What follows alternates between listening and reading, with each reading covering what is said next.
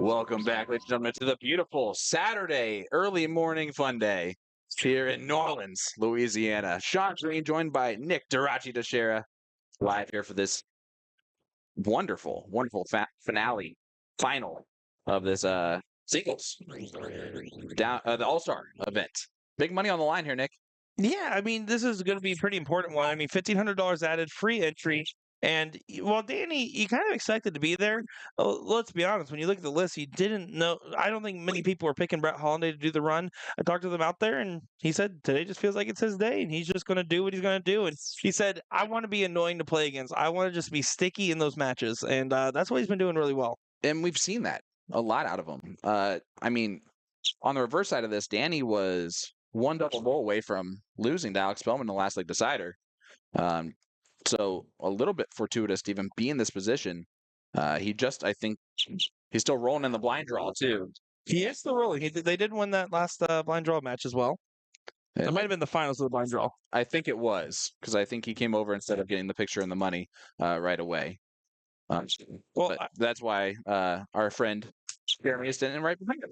Well, good hat trick there from Baggish. And let me tell you, Brett Hollinday does not even didn't even know what position the bracket was in, because he said, "What am I waiting on?" I was like, "Oh, Danny's over there." He's like, "I'm playing Danny next," and I was like, "Yeah," and I was like, "You know, you're in the finals, right?" He's like, "I'm in the finals." That was almost verbatim how the interaction went. Bonus.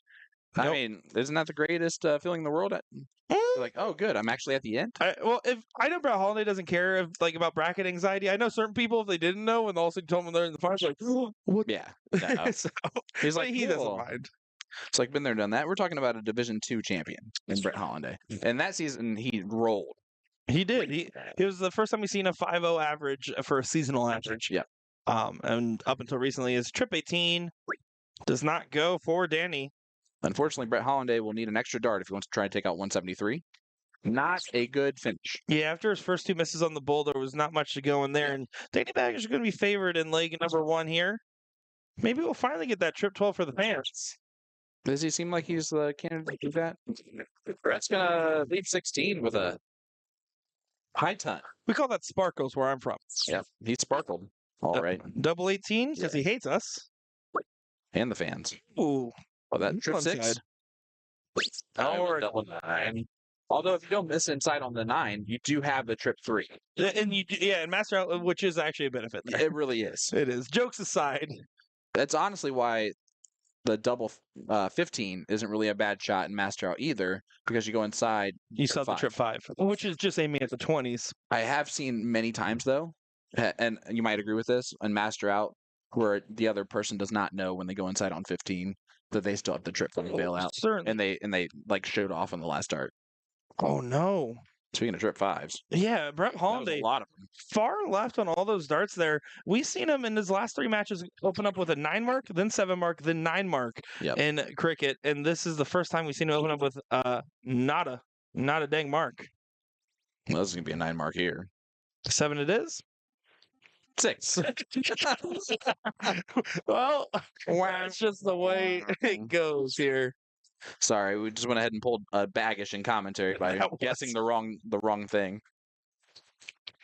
So Hollinday's just going to go ahead and play this match like he's going second. That's the only way you can think about it, right?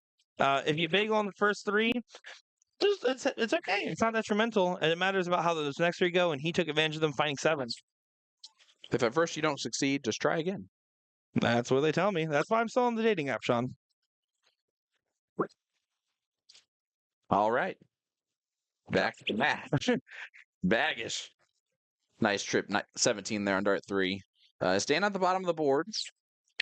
Holliday hit that last 7 to give him an opportunity at this 9. Technically can do it in 7. 419 would have given him a 1-point lead. But effectively, you're going for the 9 there.